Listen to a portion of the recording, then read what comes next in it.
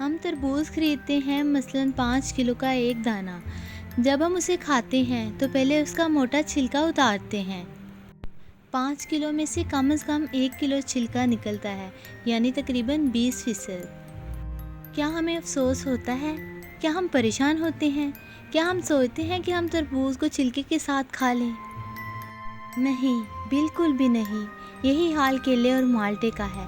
ہم خوشی سے چھلکا اتار کر کھاتے ہیں، حالانکہ ہم نے چھلکے سمیت خریدا ہوتا ہے، مگر چھلکا پھینکتے وقت تکلیف نہیں ہوتی۔ ہم مرغی خریدتے ہیں، زندہ، ثابت، مگر جب کھانے لگتے ہیں تو اس کے بال، کھال اور پیٹ کی علائش نکال کر پھینک دیتے ہیں۔ کیا اس پر دکھ ہوتا ہے؟ نہیں۔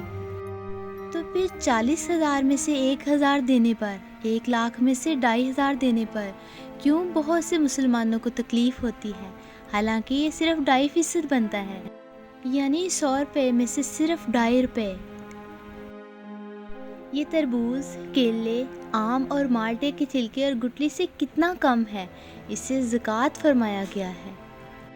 یہ پاکی ہے، مال بھی پاک، ایمان بھی پاک، دل اور جسم بھی پاک۔ اتنی معمولی سی رقم یعنی 40 روپے میں سے صرف 1 روپیہ، اور فائدے کتنے زیادہ ہیں، اجر کتنا زیادہ، برکت کتنی زیادہ۔